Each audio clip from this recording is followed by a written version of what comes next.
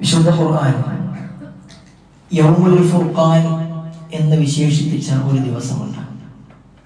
അൽ ഫുർഖാൻ എന്ന് പറഞ്ഞാൽ സത്യവും അസത്യവും വേർതിരിക്കപ്പെടുന്നത് എന്നാണ്. അപ്പോൾ സത്യവും അസത്യവും വേർതിരിക്കപ്പെട്ട ദിവസം എന്ന് അല്ലാഹു സുബ്ഹാനഹു വ തആല വിശുദ്ധ ഖുർആനിൽ സൂറത്തുൽ അൻഫാലിന്റെ 41-ാമത്തെ വചനത്തിൽ അല്ലാഹു പഠിപ്പിച്ചിട്ടുണ്ട്. പ്രസ്തുത വചനം ഇപ്രകാരമാണ്: വമാ അൻസൽനാ അലാ അബ്ദിനാ യൗമൽ ഫുർഖാനി യൗമൽ തഖൽ ജംആൻ. ഒരു വലിയ ആയത്തിന്റെ അവസാന ഭാഗമാണ്. വമാ അൻസൽനാ അലാ അബ്ദിനാ യൗമൽ ഫുർഖാൻ. യൗമുൽ ഫുർഖാനിന്റെ അന്ന്, സത്യാസത്യ വിവേചന ദിവസത്തിന്റെ അന്ന് നമ്മുടെ അടിമക്ക് നാം ഇറക്കിയത് ഏതാണ്? യൗമുൽ ഫുർഖാൻ യൗമൽ തഖൽ ജംആൻ. രണ്ടു സംഘങ്ങൾ ഏറ്റുമുട്ടിയ ദിവസമാണ് ആ ദിവസം. വല്ലാഹു അലാ കുല്ലി ഷൈഇൻ ഖദീർ. അല്ലാഹു സുബ്ഹാനഹു വ തആല എന്തൊരു കാര്യം പ്രവർത്തിക്കാനും കഴിവുള്ളവനാണ് എന്ന് അല്ലാഹു സുബ്ഹാനഹു വ തആല പറയുന്നു. സഹോദരന്മാരെ, യൗമുൽ ഫുർഖാൻ എന്ന് അല്ലാഹു വിശേഷിപ്പിച്ച ഈ ദിവസം റമദാൻ മാസത്തിലെ ഒരു ദിവസമാണ്. പരിശുദ്ധമായ റമദാൻ മാസത്തിൽ നോമ്പ് നിർബന്ധമാക്കപ്പെട്ട അതേ വർഷം ഹിജ്റ 2 അതേ റമദാനിൽ പട്ടിണി കിടന്നുകൊണ്ട് അതിന്റെ 17-ാമത്തെ നോമ്പിൽ നബി സല്ലല്ലാഹു അലൈഹി വസല്ലമയും സഹാബികളും ശത്രുക്കളുമായി ഏറ്റുമുട്ടിയ ഇസ്ലാമിക ലോകത്തെ ആദ്യത്തെ വലിയ യുദ്ധമായ ബദർ യുദ്ധത്തെ കുറിച്ചാണ് അല്ലാഹു സുബ്ഹാനഹു വ തആല യൗമുൽ ഫുർഖാൻ എന്ന് പറഞ്ഞത്. ആ ബദർ സത്യവും അസത്യവും വേർതിരിക്കപ്പെട്ട ദിവസമാണ്. ഏതാണ് സത്യത്തിന്റെ കക്ഷിയെന്നും ഏതാണ് അസത്യത്തിന്റെ കക്ഷിയെന്നും കൃത്യമായി സമൂഹത്തിൽ അല്ലാഹു സുബ്ഹാനഹു വ തആല വ്യവച്ഛേദിച്ച് മനസ്സിലാക്കി കൊടുത്ത ദിവസമാണ്. തങ്ങളാണ് ശരിയെന്നും തങ്ങളാണ് പ്രവാചകന്മാരുടെ അനന്തരാവകാശികളെന്നും പ്രവാചകന്മാർ അഖിലവും തങ്ങളുടെ പരമ്പരയിലാണ് എന്നും അഹങ്കരിക്കുകയും തങ്ങളുടെ പരമ്പരയിൽ വന്നില്ല എന്ന കാരണത്താൽ മുഹമ്മദ് സല്ലല്ലാഹു അലൈഹി വസല്ലമയെ പ്രവാചകനായി അംഗീകരിക്കാതിരിക്കുകയും നബി സല്ലല്ലാഹു അലൈഹി വസല്ലമ ജ്യോത്സ്യനും മാരണക്കാരനും ഭ്രാന്തനും ഒക്കെയാണ് എന്ന് പറഞ്ഞ് പ്രവാചകനെയും പ്രവാചകനെ വിശ്വസിക്കുകയും ചെയ്ത ആളുകളെ പ്രയാസപ്പെടുത്തുകയും ആ പ്രയാസങ്ങൾ അഖിലവും സഹിക്കാതായപ്പോൾ പ്രവാചകനും സഹാബികളും മദീനയിലേക്ക് ഹിജ്റ പോവുകയും ചെയ്തതിന് ശേഷവും മുസ്ലിങ്ങളെ പ്രയാസപ്പെടുത്താൻ ഇറങ്ങിയ ശത്രുക്കളുമായി പരിശുദ്ധമായ ഇസ്ലാം ഏറ്റുമുട്ടിയ ദിവസമാണ് ബദറിന്റെ ദിവസം. ഹിജ്റ 2 റമദാൻ 17-നാണ് മഹത്തായ യുദ്ധം നടക്കുന്നത്. ഒരുപാട് സംഭവ വികാസങ്ങൾ നടന്ന, ലോകാവസാനം വരെയുള്ള മുസ്ലിമീങ്ങൾക്ക് ധാരാളക്കണക്കിന് ഗുണപാഠങ്ങളുള്ള ഒരു മഹത്തായ ദിവസമാണ് ബദർ എന്ന് പറഞ്ഞാൽ. ഇസ്ലാമിൽ അതിന് ഏറെ പ്രാധാന്യമുണ്ട്. സഹാബികളുടെ ശ്രേഷ്ഠതകൾ എണ്ണുമ്പോൾ സഹാബികളിൽ ഏറ്റവും ശ്രേഷ്ഠതയുള്ള ആളുകൾ 4 ഖലീഫമാരാണ്. അതിനുശേഷം സ്വർഗം കൊണ്ട് സന്തോഷവാർത്ത ലഭിക്കപ്പെട്ട 10 സഹാബിമാരാണ്. അതിനുശേഷം ഹിജ്റ പോയ ആളുകളാണ്. അതിനുശേഷം സഹാബികളിൽ ശ്രേഷ്ഠർ ബദറിൽ പങ്കെടുത്ത ആളുകളാണ്. അതിനുശേഷമാണ് മറ്റുള്ള ആളുകൾ സഹാബികളുടെ ദറജയെ ആരൂപിച്ചില്ല. പ്രത്യേകമായി ദറജ അല്ലാഹു സുബ്ഹാനഹു വ തആല നൽകിയ ആളുകളാണ് ബദറിൽ പങ്കെടുത്ത ആളുകൾ. കാരണം ഇസ്ലാം അത്രയധികം പ്രയാസം നേരിട്ട സന്ദർഭത്തിലായിരുന്നു പ്രവാചകന്റെ കൂടെ ആ സഹാബികൾ ഇറങ്ങി പുറപ്പെട്ടത്. അബൂസിനിയയിൽ നിന്ന് കച്ചവടം നടത്തിക്കൊണ്ട് വലിയ നേട്ടം കൊയ്തു വരുന്ന അബൂ സുഫിയാനും സംഘവും പ്രവാചകന്റെ സഹാബികൾ മക്കയിൽ നിന്ന് മദീനയിലേക്ക് പുറപ്പെട്ടപ്പോൾ മക്ക ഉണ്ടാക്കി തന്ന സമ്പാദ്യമാണ് നിങ്ങളുടെ കയ്യിലുള്ളത്, അതുമായി നിങ്ങളെ മദീനയിലേക്ക് പോകുവാൻ സമ്മതിക്കില്ല എന്ന് പറഞ്ഞ് പ്രവാചകന്റെ സഹാബികളിൽ നിന്നും പിടിച്ചെടുത്ത സമ്പത്തുമായിട്ടാണ് അബൂ സുഫിയാൻ കച്ചവടത്തിന് പോയത്. ആ കച്ചവടം നടത്തി വലിയ ലാഭം കൊയ്ത് അബൂ സുഫിയാന്റെ കച്ചവട സംഘം തിരിച്ചു വരികയാണ്. ആ കച്ചവട സംഘം തിരിച്ചു മക്കയിലേക്ക് എത്തിയാൽ ഇസ്ലാമിനെ പ്രയാസപ്പെടുത്താൻ തന്നെയായിരിക്കും ആ സമ്പത്ത് ഉപയോഗിക്കുക. എന്നാൽ ഈ കച്ചവട സംഘത്തെ പിടിച്ചു വെച്ച് അവരെ കീഴ്പ്പെടുത്തിയാൽ, അവർ നേടിയെടുത്ത ആ സമ്പത്ത് പിടിച്ചെടുത്തു കഴിഞ്ഞാൽ ശത്രുക്കൾക്ക് ഒരു ഭയമുണ്ടാകും എന്നുള്ള കാരണത്താൽ പ്രവാചകനും പ്രവാചകന്റെ കൂടെ 300-ൽ പരം വരുന്ന സഹാബികളും മദീനയുടെ പുറത്ത്, മദീനയിൽ നിന്നും 100-200 കിലോമീറ്ററുകൾ പുറത്തുള്ള ബദറിലേക്ക് അവരെ തടയാൻ വേണ്ടി പുറപ്പെടുകയായിരുന്നു. എന്നാൽ പ്രവാചകനും സഹാബികളും തന്നിലേക്ക് ഏറ്റുവരുന്നത്, തന്നെ നേരിടാൻ വരുന്നത് യുദ്ധത്തിനാണ്, യുദ്ധക്കോപ്പുകളുമായിട്ടാണ് എന്ന് തെറ്റിദ്ധരിച്ച അബൂ സുഫിയാൻ. അന്ന് അബൂ സുഫിയാൻ മുശ്രിക്കായിരുന്നു, ശത്രുക്കളുടെ നേതാവായിരുന്നു. അബൂ സുഫിയാൻ മക്കയിലേക്ക് ദൂതനെ പറഞ്ഞേക്കുകയും ഇതാ മുഹമ്മദും സംഘവും നമ്മൾ ആക്രമിക്കാൻ യുദ്ധത്തിന് പുറപ്പെട്ടിരിക്കുന്നു എന്ന് പറയുകയും മക്കയിലേക്ക് പറഞ്ഞേച്ച് ആ ദൂതന്റെ വർത്തമാനം കേട്ട് അബൂജഹലും സംഘവും പ്രവാചകൻ സല്ലല്ലാഹു അലൈഹി വസല്ലമയെ ഏറ്റുമുട്ടാനായി 1000-ൽ പരം വരുന്ന ആളുകളുമായി കൊണ്ട് ബദറിലേക്ക് പുറപ്പെട്ടു. പ്രവാചകൻ സല്ലല്ലാഹു അലൈഹി വസല്ലം ഒരു യുദ്ധത്തിനായിരുന്നില്ല പുറപ്പെട്ടതിനാൽ തന്നെ അതിനാവശ്യമായ യുദ്ധക്കോപ്പുകൾ പ്രവാചകന്റെ കയ്യിൽ ഉണ്ടായിരുന്നില്ല. ഏതാനും കുതിരകളും ഒട്ടകങ്ങളും ആളുകൾക്ക് മുഴുവനും പിടിക്കാൻ കഴിയാൻ മാത്രമില്ലാത്ത വാളുകളും അതിലും ചിലത് പൊട്ടിയതുമൊക്കെയായിരുന്നു പ്രവാചകന്റെയും സഹാബികളുടെയും കൈകളിൽ ഉണ്ടായിരുന്നത്.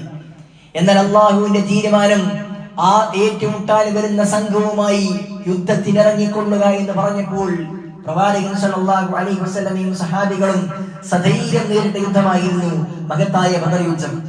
ആ ബദർ യുദ്ധത്തിൽ അല്ലാഹു സുബ്ഹാനഹു വ തആലയുടെ കൽപ്പന പ്രകാരം ഇറങ്ങിയതിനാൽ തന്നെ വലിയ ദൃഷ്ടാന്തങ്ങളുമായി കൊണ്ട് മുസ്ലിം സൈന്യത്തെ അല്ലാഹു സഹായിച്ചിട്ടുണ്ട്. മുസ്ലിമീങ്ങൾ തമ്പടിച്ചത് ഒരു കിണറുള്ള കുടിക്കാൻ വെള്ളം കിട്ടുന്ന സ്ഥലത്തായിരുന്നു. ബദറിന്റെ തലേ ദിവസം അല്ലാഹു സുബ്ഹാനഹു വ തആല വിശ്വാസികൾക്ക് ആശ്വാസമായി കൊണ്ട് നേരിയ ചാറ്റൽ മഴ, ശരീരവും മനസ്സും കുളിർക്കുന്ന രൂപത്തിലുള്ള ചാറ്റൽ മഴ അഴിച്ചുകൊണ്ട് അല്ലാഹു സഹായിച്ചിരുന്നു. അതേപോലെ തന്നെ മുസ്ലിമീങ്ങളുടെ കണ്ണിൽ ശത്രുക്കളുടെ എണ്ണം കുറച്ച് കാണിക്കുകയും ശത്രുക്കളുടെ കണ്ണിൽ മുസ്ലിമീങ്ങളുടെ എണ്ണം അധികമാക്കി കാണിച്ച് അവരെ ഭയപ്പെടുത്തുകയും ചെയ്തിട്ടുണ്ട് അല്ലാഹു സുബ്ഹാനഹു വ തആല. മാത്രവുമല്ല മുസ്ലിം സൈന്യത്തിന്റെ കൂടെ അല്ലാഹു സുബ്ഹാനഹു വ തആല ആയിരക്കണക്കിന് മലക്കുകളെ തുടരെ അയച്ചുകൊണ്ട് ആ ശത്രുക്കളെ ഏറ്റുമുട്ടി കീഴ്പ്പെടുത്തുകയും ചെയ്തിട്ടുണ്ട് ബദർ എന്ന മഹത്തായ യുദ്ധത്തിലൂടെ. സുഹൃത്തുക്കളെ, ഇങ്ങനെയെല്ലാം നടന്ന ഈ ബദർ യുദ്ധം ഓരോ റമദാൻ കടന്നു വരുമ്പോഴും അതിന്റെ 17 ആകുമ്പോൾ ബദർ സ്മരിക്കപ്പെടാറുണ്ട്, ബദർ ഓർക്കപ്പെടാറുണ്ട്. ബദർ ഓർക്കപ്പെടേണ്ട ദിവസമാണ്, ബദർ സ്മരിക്കപ്പെടേണ്ട ദിവസമാണ്. കാരണം ബദറിൽ വിശ്വാസികൾക്ക് ധാരാളക്കണക്കിന് ഗുണപാഠങ്ങളുണ്ട്. ലോകാവസാനം വരെയുള്ള മുസ്ലിമീങ്ങൾക്ക് മുഴുവനും അവരുടെ വിശ്വാസം ഉറക്കുന്ന, അവർക്ക് ജീവിതം മുന്നോട്ട് കൊണ്ടുപോകുവാൻ അങ്ങേയറ്റം ധൈര്യം നൽകുന്ന ഒരുപാട് ഗുണപാഠങ്ങൾ ബദർ എന്ന മഹത്തായ യുദ്ധം മുസ്ലിമീങ്ങൾക്ക് നൽകുന്നുണ്ട്. അതോടൊപ്പം തന്നെ ഇസ്ലാമിന്റെ ശത്രുക്കൾക്ക് ചില താക്കീതുകളും ബദർ നൽകിയിട്ടുണ്ട്. അതുകൊണ്ട് സുഹൃത്തുക്കളെ, ആ ബദറിന്റെ ഗുണപാഠങ്ങൾ നമ്മൾ മനസ്സിലാക്കേണ്ടതുണ്ട്. പണ്ഡിതന്മാർ ഈ വിഷയത്തിൽ കൃത്യമായി കൊണ്ട് എണ്ണിക്കൊണ്ട് ധാരാളക്കണക്കിന് ഗുണപാഠങ്ങൾ ബദറിൽ നമുക്ക് പഠിപ്പിച്ചിട്ടുണ്ട്. അതിൽ ഏതാനും ചിലത് മാത്രമാണ് ഇൻഷാ അല്ലാഹ് സൂചിപ്പിക്കുവാൻ ഉദ്ദേശിക്കുന്നത്. ഒന്നാമതായി കൊണ്ട് സഹോദരന്മാരെ, ബദർ നമ്മളെ പഠിപ്പിക്കേണ്ട പരമപ്രധാനമായ പാഠം വിശ്വാസികളെ സംബന്ധിച്ചിടത്തോളം അവർക്കെപ്പോഴും അള്ളാഹുവിന്റെ സഹായം ഉണ്ടാകുമെന്നുള്ളതാണ്. നമ്മുടെ വിശ്വാസം ശരിയാണോ, അല്ലാഹു സുബ്ഹാനഹു വ തആല നമ്മളെ സഹായിക്കും. ഞാൻ തുടക്കത്തിൽ ഓതി വെച്ച സൂറത്തു ആലി ഇംറാനിന്റെ 126-ാമത്തെ വചനത്തിൽ അല്ലാഹു സുബ്ഹാനഹു വ തആല പറഞ്ഞില്ലേ, വമാ ജഅലഹുല്ലാഹു ഇല്ലാ ബുശ്റാ ലക്കും വലിതത്മഇന്ന ഖുലൂബുക്കും.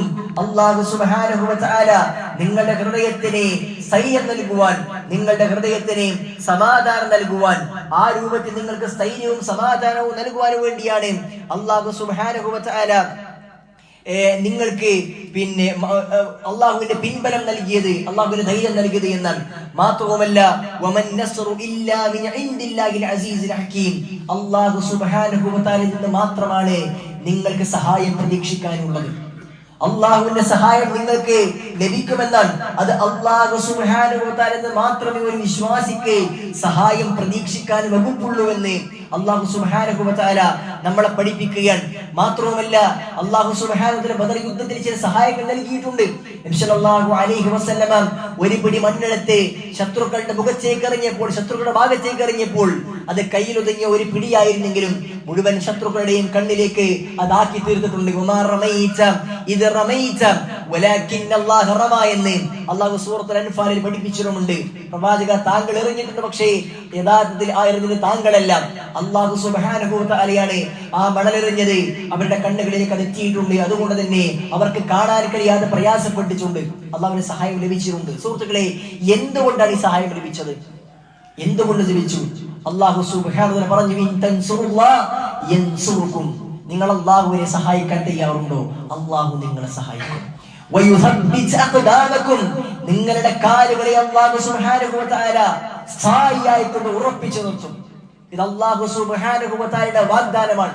സുഹൃത്തുക്കളെ, ഈ വാഗ്ദാനം അല്ലാഹു സുബ്ഹാനഹു വ തആല പറഞ്ഞത് ആരോടാണ്? വിശ്വാസികളോടാണ്. നിങ്ങളുടെ വിശ്വാസം ശരിയുണ്ടെങ്കിൽ മാത്രമാണ് അല്ലാഹു സുബ്ഹാനഹു വ തആല നിങ്ങൾക്ക് സഹായം നൽകുന്നത്. വിശ്വാസം ശരിയല്ല എങ്കിൽ അല്ലാഹുവിന്റെ സഹായം നിങ്ങൾ പ്രതീക്ഷിക്കേണ്ടതില്ല. എപ്പോഴും വിശ്വാസികൾക്ക് സഹായം അല്ലാഹുവിൽ നിന്ന് മാത്രമാണ്. അതുകൊണ്ട് റബ്ബ് സുബ്ഹാനഹു വ തആല സഹായം പ്രതീക്ഷിക്കുന്ന ആളുകൾ അവരുടെ വിശ്വാസം ശരിയാക്കേണ്ടതുണ്ട്. ഏത് പ്രതിസന്ധി ഉണ്ടെങ്കിലും പ്രയാസമുണ്ടെങ്കിലും അല്ലാഹുവിൽ പരിപൂർണമായി തവക്കുൽ ചെയ്യുവാൻ ഒരു വിശ്വാസിക്ക് കഴിയേണ്ടതുണ്ട്. അല്ലാഹു സുബ്ഹാനഹു വ തആലയിൽ തന്റെ വിശ്വാസം പരിപൂർണമാക്കുവാൻ ഒരു വിശ്വാസിക്ക് സാധ്യമാകേണ്ടതുണ്ട്. അതല്ലാത്ത ഒന്നിലേക്കും ഒരാളും തിരിയുവാൻ പാടില്ല. യുദ്ധത്തിന്റെ രംഗത്ത് പോലും അല്ലാഹു സുബ്ഹാനഹു വ തആല വിശ്വാസികളെ ഉയർത്തിപ്പിടിക്കാൻ പറഞ്ഞത് അല്ലാഹുവിന്റെ കലിമത്താണ്. ബദർ യുദ്ധത്തിൽ മുസ്ലിമീങ്ങൾക്ക് പരസ്പരം തിരിച്ചറിയാനായി അവർ ഉപയോഗിച്ചിരുന്ന കോഡ് ഭാഷ അഹദ് അഹദ് എന്നായിരുന്നുവെന്ന് ചരിത്രം പഠിപ്പിച്ചെടുക്കുന്നുണ്ട്.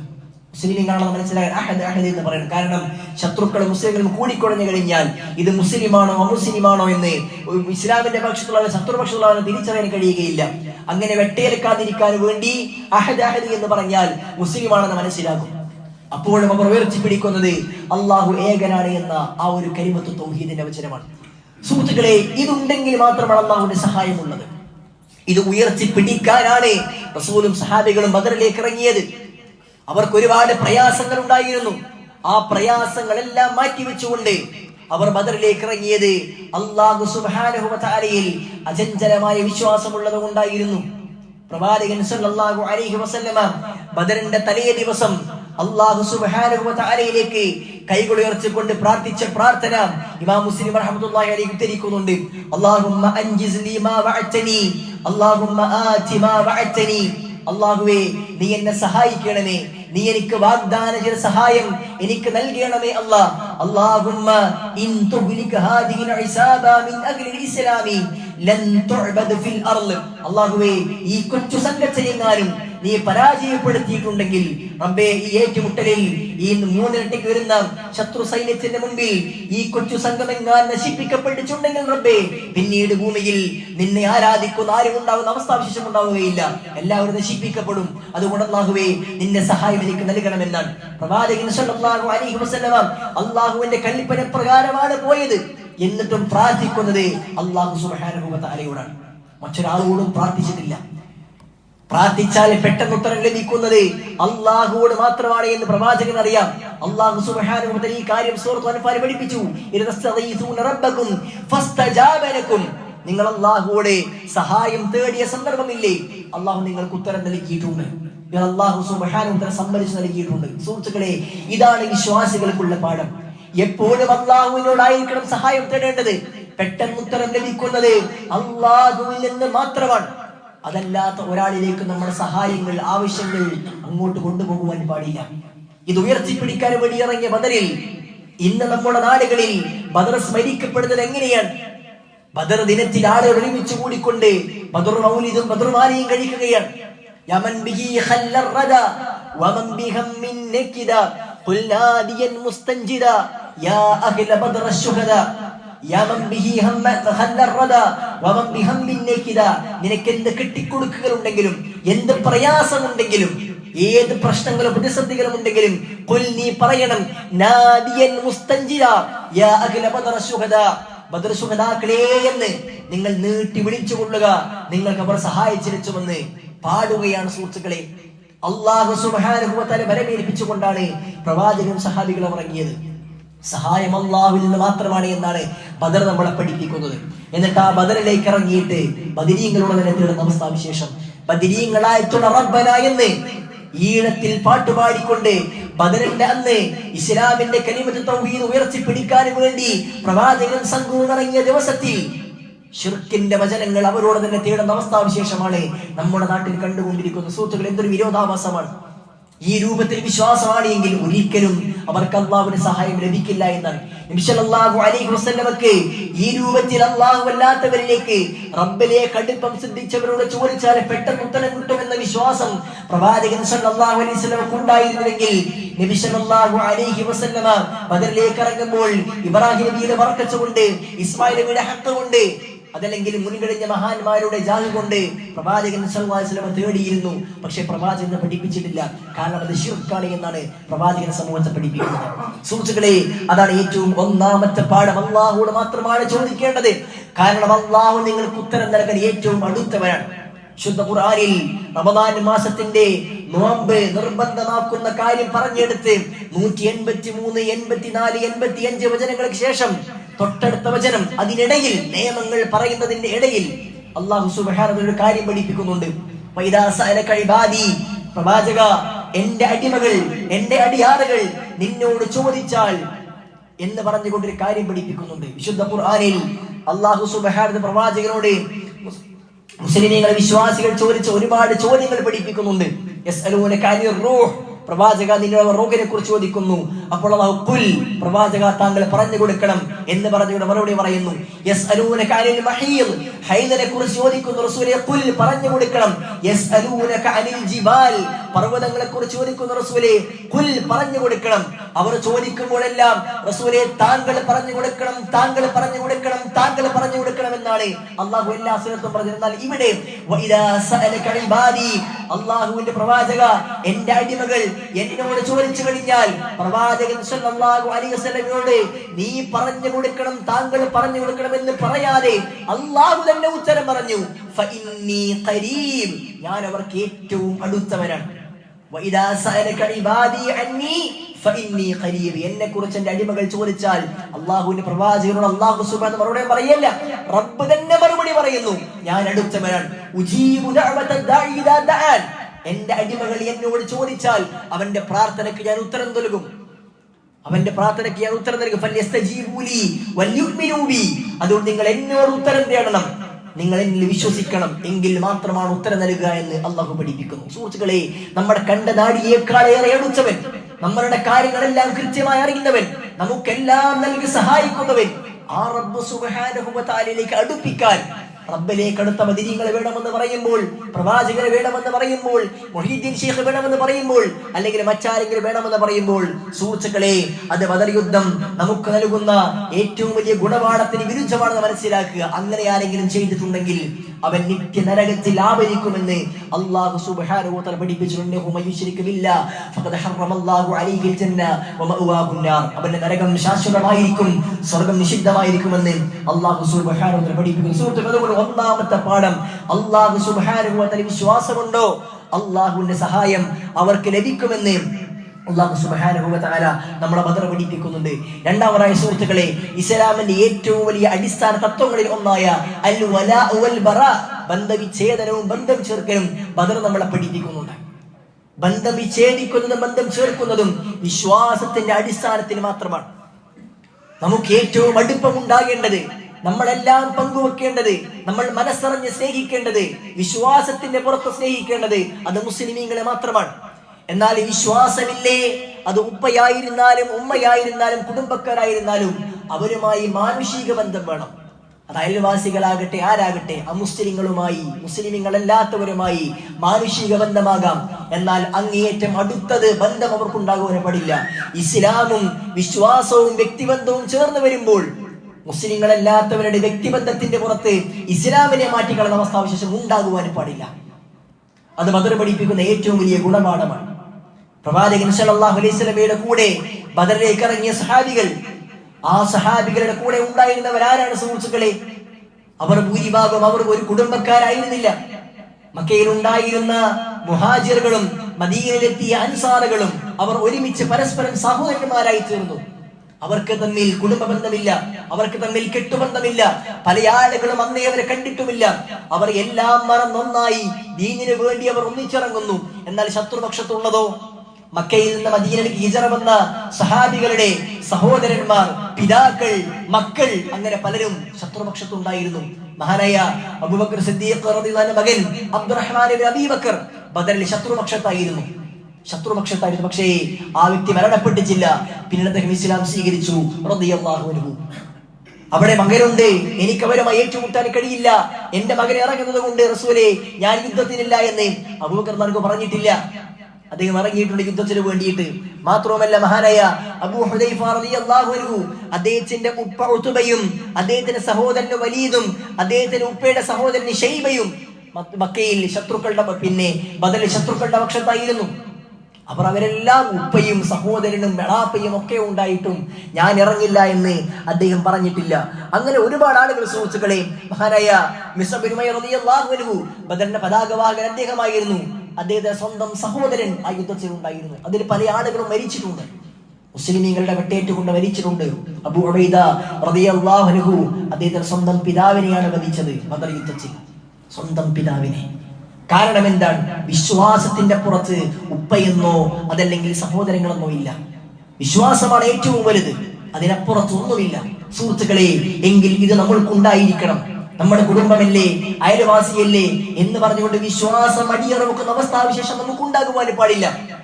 അവന്റെ വിശ്വാസത്തിന്റെ കാര്യത്തിൽ എന്തിനെങ്കിലും ആഘോഷത്തിന് വിളിച്ചാൽ, ഏതെങ്കിലും വിശ്വാസവുമായി ബന്ധപ്പെട്ടുള്ള കാര്യങ്ങൾക്ക് വിളിച്ചു കഴിഞ്ഞാൽ അവനുമായി ഞാൻ നല്ല ബന്ധമല്ലേ, അവന് വിളിച്ചാൽ എങ്ങനെ പോകാതിരിക്കും എന്ന് പറയാൻ പാടില്ല എന്നാണ് പരിശുദ്ധമായ ഇസ്ലാം പഠിപ്പിക്കുന്നത്. എന്നാൽ വ്യക്തിബന്ധം ആവശ്യമാണ്. അവന്റെ വീട്ടിൽ ഒരാവശ്യം വന്നാൽ, അവൻ അസുഖം വന്നാൽ, പ്രയാസമുണ്ടായാൽ അവന്റെ കാര്യങ്ങൾ കൂടിയെത്തണമെന്ന് പ്രവാചകൻ പറഞ്ഞിട്ടുണ്ട്. എന്നാൽ വിശ്വാസത്തിന്റെ പേരിൽ സുഹൃത്തുക്കളെ, വിശ്വാസത്തിന്റെ പേരിൽ മാത്രമായിരിക്കണം യഥാർത്ഥമായ ബന്ധമെന്ന് ബദർ നമ്മളെ പഠിപ്പിക്കുന്നുണ്ട്. അതുകൊണ്ട് തന്നെ അത് വളരെ പ്രധാനമായ വിഷയമാണ്. അത് വലാഉം ബറാഉം, ബന്ധവിച്ഛേദനവും ബന്ധം ചേർക്കലും ഇസ്ലാമിന്റെ അസ്ലായിക്കൂടെ പണ്ഡിതന്മാർ പഠിപ്പിക്കുന്നു. അത് ബദറിൽ നമുക്ക് ഉയർന്ന കാണുവാൻ സാധ്യമാകും. സഹോദരന്മാരെ, മറ്റൊരു വളരെ പ്രധാനപ്പെട്ട ഗുണപാഠം എന്ന് പറഞ്ഞാൽ, മുസ്ലിമീങ്ങൾക്ക് വിജയിക്കണമെങ്കിൽ ഏറ്റവും പ്രധാനമായും ഉണ്ടാകേണ്ടത് ഇഖ്ലാസും സത്യസന്ധതയും ആണ് എന്ന് ബദർ നമ്മളെ പഠിപ്പിക്കുന്നുണ്ട്. നമുക്ക് ഇഖ്ലാസും സത്യസന്ധതയും ഉണ്ടെങ്കിൽ നമുക്ക് വിജയിക്കുവാൻ സാധ്യമാകും. നബി സല്ലല്ലാഹു അലൈഹി വസല്ലം പഠിപ്പിച്ചില്ലേ, മൻ ഖാതല ലിതകൂന കലിമത്തുല്ലാഹി ഹിയൽ ഉലിയ ഫഹുവ ഫീ സബീലില്ലാഹ്. യുദ്ധത്തിന് ഇറങ്ങിയിട്ടുണ്ട്, കുറേ വെട്ടും കുത്തുവെച്ചിട്ടുണ്ട്, അവന് മരിച്ചിട്ടുണ്ട് എന്ന് കരുതി അവൻ സ്വർഗ്ഗത്തിൽ പോകണമെന്നില്ല. പ്രവാചകൻ സല്ലല്ലാഹു അലൈഹി വസല്ലം യുദ്ധവേളകളിൽ ചില ആളുകളെ കുറിച്ച് പഠിപ്പിച്ചിട്ടുണ്ട്. അവൻ ഇന്ന സ്ഥലത്ത് മരിച്ചു വീഴും, അവൻ നരകത്തിലാണ് എന്ന്. യുദ്ധത്തിൽ ഏറ്റുമുട്ടുന്ന ചില ആളുകളെ കുറിച്ച് പ്രവാചകൻ പറഞ്ഞിട്ടുണ്ട്, അവന് എത്ര ആളുകളെ കൊന്നാലും അവൻ നരകത്തിലാണ് എന്ന്. കാരണം അവൻ അവന്റെ സ്വന്തം ആവശ്യത്തിന് വേണ്ടി താൻ വലിയ വീരശൂര പരാക്രമിയാണ് എന്ന് കാണിക്കാൻ വേണ്ടി യുദ്ധം ചെയ്തവനായിരുന്നു. അതുകൊണ്ട് കാര്യമില്ല. മറിച്ച് ഏതാരാളാണോ അള്ളാഹുവിന്റെ കലിമത്ത് ഉയർന്നു പിടിക്കണമെന്ന ആഗ്രഹത്താൽ യുദ്ധമുഖത്തേക്ക് ഇറങ്ങുന്നത്, അവനാണ് വിജയി എന്ന്, അവൻ അള്ളാഹുവിന്റെ മാർഗത്തിലാണ് എന്ന് പ്രവാചകൻ സല്ലല്ലാഹു അലൈഹി വസല്ലം പഠിപ്പിക്കുന്നുണ്ട്. അതുകൊണ്ടാണ് സഹാബികളിൽ പല ആളുകളും കണ്ണു കാണാത്ത ആളുകൾ യുദ്ധത്തിന് ഇറങ്ങിയിട്ടുണ്ട്, മുടന്തുള്ള ആളുകൾ യുദ്ധത്തിന് ഇറങ്ങിയിട്ടുണ്ട്. യുദ്ധത്തിലേക്ക് വന്നുകൊണ്ട് പ്രവാചകന്റെ അടുക്കിലേക്ക് കൈക്കുഞ്ഞിനെ നൽകുന്ന സ്ത്രീയെ സഹാബാവനിയെ ചരിത്രത്തിൽ കാണാൻ സാധ്യമാകും. റസൂലേ, എന്റെ മകനെ നിങ്ങൾ യുദ്ധത്തിന് കൂട്ടണം, കൈക്കുഞ്ഞാൻ. എല്ലാം കഴിയുന്ന ആരോഗ്യ ദൃഢഗാത്രക്ക് തന്നെ ഒന്നും ചെയ്യാൻ കഴിയാത്ത ഈ സന്ദർഭത്തിൽ നിന്റെ കുഞ്ഞിനെ ഞാൻ എന്ത് ചെയ്യണം ചോദിച്ചപ്പോൾ പ്രവാചക, താങ്കളുടെ പരിചയമായിക്കൊണ്ട് എന്റെ കുഞ്ഞിനെ താങ്കൾ ഉപയോഗിക്കണമെന്ന് പറഞ്ഞു. ആ ഉമ്മ, താങ്കളുടെ നേരെ വരുന്ന അമ്പുകൾ എന്റെ കുഞ്ഞിനെ കൊണ്ട് നിങ്ങൾ തടുത്തു വീഴ്ത്തണം. എന്റെ കുഞ്ഞ് മരിച്ചാൽ റസൂലേ അവൻ സ്വർഗത്തിലെത്തണം, എങ്കിലും താങ്കൾക്കൊന്നും സംഭവിക്കരുത് എന്ന് പറയുന്ന മഹത്തായ വിശ്വാസം സുഹൃത്തുക്കളെ സഹാബികൾക്കുണ്ടായത് അള്ളാഹുവിന്റെ കലിമത്തിനെ ഉയർത്തിപ്പിടിക്കുന്ന ഉദ്ദേശത്തിലായിരുന്നു. സുഹൃത്തുക്കളെ, നമ്മൾ എന്ത് പ്രവൃത്തി ചെയ്യുമ്പോഴും നമ്മുടെ ഉദ്ദേശ ലക്ഷ്യം അത് അള്ളാഹു സുബ്ഹാനഹു വ തആല എന്നുള്ള കൂലി മാത്രമായിരിക്കണം. റമദാൻ മാസത്തിൽ ഒരുപാട് ആളുകൾ വിളിച്ചിട്ട് നമ്മൾ നോമ്പ് തുറപ്പിക്കാറുണ്ട്. എന്റെ നോമ്പ് തുറ ഭയങ്കര ഉഷാറായി എന്ന ചിന്തയാകരുത് നമ്മുടെ മനസ്സിൽ ഉണ്ടാകേണ്ടത്. ഞാനൊക്കെ കുറെ കൊടുത്തിട്ടുണ്ട്. പല ആളുകൾ നമ്മളിലേക്ക് വരുമ്പോൾ, സ്വതക്കൊക്കെ വേണ്ടി വരുമ്പോൾ ആളുകൾക്ക് മുമ്പ് ഞാനൊക്കെ കുറെ കൊടുത്തിട്ടുണ്ട്, ഒന്നും കൊടുത്തിട്ടില്ല, എന്നെക്കാളും പൈസ ഓനിക്കുണ്ടായിട്ട് മോനെന്താ കൊടുത്ത്, ഞാൻ അതിനേക്കാളും കൊടുത്തില്ലേ എന്ന ചിന്തയാകരുത്. അത് എത്ര കൊടുത്താലും എന്തൊക്കെ ചെയ്ത നഷ്ടമാണ് സുഹൃത്തുക്കളെ, നഷ്ടമാണ്. യുദ്ധത്തിൽ നടക്കുന്ന ആളുകൾ റസൂൽ പറയുകയാണ്, അള്ളാഹുവിന്റെ കലിമത്ത് ഉയർത്താനുള്ള നിങ്ങളുടെ ലക്ഷ്യമെങ്കിൽ നിങ്ങൾക്ക് നഷ്ടമാണ്. ജീവൻ വെടിഞ്ഞാലും നരകത്തിലാണെന്ന് പറഞ്ഞെങ്കിൽ സുഹൃത്തുക്കളെ, ആ സമ്പത്ത് നരകത്തിലേക്കുള്ളതാകും. ഇഖ്ലാസും തഖ്വയും ഉണ്ടെങ്കിൽ മാത്രമേ അല്ലാഹു സുബ്ഹാനഹു വ തആല സുഹൃത്തുക്കളെ നമ്മുടെ കർമ്മങ്ങൾ സ്വീകരിക്കുകയുള്ളൂ എന്ന് അല്ലാഹു സുബ്ഹാനഹു വ തആല നമ്മളെ പഠിപ്പിക്കുന്നുണ്ട്. അതേപോലെ സുഹൃത്തുക്കളെ, ബദർ നൽകുന്ന വളരെ പ്രധാനപ്പെട്ട മറ്റൊരു ഗുണപാഠം എന്ന് പറഞ്ഞാൽ തൗഹീദിന് മാത്രമാണ് ഏറ്റവും പ്രധാനമായ വിജയമെന്ന് ബദർ നമ്മളെ പഠിപ്പിച്ചിട്ടുണ്ട്. മക്കയിൽ നിന്ന് മദീനയിലേക്ക് പുറപ്പെടുന്ന അബൂജഹൽ യുദ്ധത്തിന് വേണ്ടി പുറപ്പെടുമ്പോൾ കഅബയുടെ ഖില്ല വിളിച്ചുകൊണ്ട് പ്രാർത്ഥിച്ച ഒരു പ്രാർത്ഥന തഫ്സീർ ഇബ്നു കസീറും ഇബ്നു കസീർ ചരിത്രഗ്രന്ഥങ്ങളെല്ലാം കൊണ്ടുവരുന്നുണ്ട്. അബൂജഹലിന്റെ പ്രാർത്ഥന, അല്ലാഹുമ്മ ഉൻസുർ അലൽ ജുന്ദയൈൻ, അല്ലാഹുവേ ഈ ഏറ്റുമുട്ടുന്ന രണ്ട് സൈന്യങ്ങളിൽ ഉന്നതമായ സൈന്യത്തെ നീ സഹായിക്കണമേ. അല്ലാഹുവേ വഅക്രിമിൽ ഫിഅതൈൻ, ഈ രണ്ടു സംഘങ്ങളിൽ ഏറ്റവും മാന്യന്മാരെ നീ സഹായിക്കണമേ. വഖൈറുൽ ഖബീലതൈൻ, ഈ രണ്ട് ഖബീലകളിൽ, ഈ രണ്ട് സംഘങ്ങളിൽ, ഗോത്രങ്ങളിൽ ഏറ്റവും ഉന്നതമായ ഗോത്രത്തെ റബ്ബേ നീ വിജയിപ്പിക്കണമേ എന്ന് പ്രാർത്ഥന അബൂജഹലിന്റേതാണ്. പ്രയാസങ്ങളിലേക്ക് ഏറ്റുമുട്ടുമ്പോൾ മക്കയിലെ മുശ്രിക്കുകളുടെ പ്രാർത്ഥന പടച്ചോനെ എന്നായിരുന്നു. പടച്ചോനെ എന്ന് മാത്രമായിരുന്നു. കാരണം യുദ്ധം എന്ന് പറഞ്ഞാൽ വാളും പരിചയം കൊണ്ടുള്ള ഏറ്റുമുട്ടലാണ്. അവിടെ സഹായത്തിന് നേരിട്ട് പടച്ചവനുമായി വിളിച്ചാലാണ് പെട്ടെന്ന് ഉത്തരം കിട്ടുക എന്ന വിശ്വാസമായിരുന്നു അവർക്കുണ്ടായിരുന്നത്. കപ്പലാടി ഉലയുമ്പോൾ അവർ പ്രാർത്ഥിച്ചു,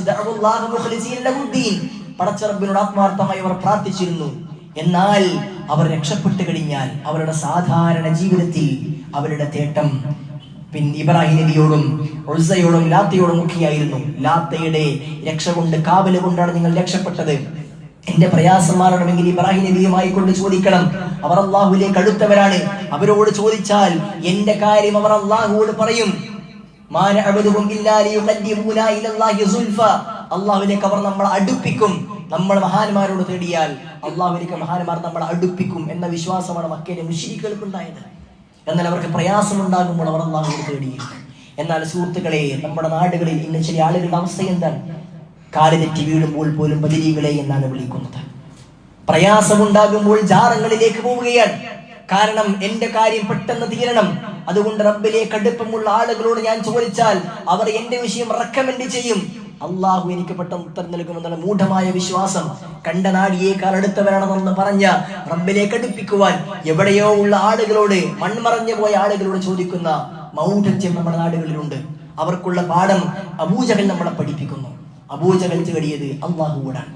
അള്ളാഹു ആ പ്രാർത്ഥന സ്വീകരിച്ചു എന്ന് ഇബ്നു കസീർ റഹ്മത്തുള്ളാഹി അലൈഹി പറയുന്നു. കാരണം അതിനുന്നതമായ സൈന്യം, മാന്യമായ വിഭാഗം, ഏറ്റവും നല്ല ഗോത്രം, അത് പ്രവാചകന്റെ സൈന്യമാണ്.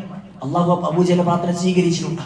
സുഹൃത്തുക്കളെ, അതുകൊണ്ട് നമ്മളെ സംബന്ധിച്ചിടത്തോളം നമ്മൾ മനസ്സിലാക്കേണ്ടത് ബദർ നമുക്ക് നൽകുന്ന ധാരാളം പാഠങ്ങളിൽ ഏതാനും ചിലത് മാത്രമാണ് നമ്മൾ പറഞ്ഞത്. അതെല്ലാം ഉൾക്കൊണ്ടുകൊണ്ട് നമ്മുടെ ജീവിതത്തിൽ ജീവിതാവസാനം വരെ, മരണം വരെ ഈ പാഠങ്ങൾ ഉൾക്കൊണ്ടുകൊണ്ട് തൗഹീദ് അധിഷ്ഠിതമായ ജീവിതം കഴിക്കുവാനും ഇഖ്ലാസും തഖ്വയും ഉണ്ടാക്കിയെടുക്കുവാനും റബ്ബിനെ മാത്രം പ്രതീക്ഷിച്ചുകൊണ്ട് പ്രവർത്തിക്കുവാനും ഏറ്റവും മുകളിൽ എനിക്ക് അല്ലാഹു മാത്രമാണ് എന്ന് ഉറക്കെ പ്രഖ്യാപിക്കുവാനും കഴിയുന്നിടത്താണ് സുഹൃത്തുക്കളെ നമ്മുടെ ജീവിത വിജയമുള്ളത്. അതുകൊണ്ട് നമ്മൾ ആ കാര്യം മനസ്സിലാക്കുക. അല്ലാഹു സുബ്ഹാനഹു വ തആല കാര്യങ്ങൾ കൃത്യമായി കൊണ്ട് പഠിക്കുകയും മനസ്സിലാക്കുകയും അതനുസരിച്ച് പ്രവർത്തിക്കുകയും ചെയ്യുന്ന വിശ്വാസികളുടെ കൂട്ടത്തിൽ നമ്മെ ഇവരെയും ഉൾപ്പെടുത്തി അനുഗ്രഹിക്കുമാറാകട്ടെ.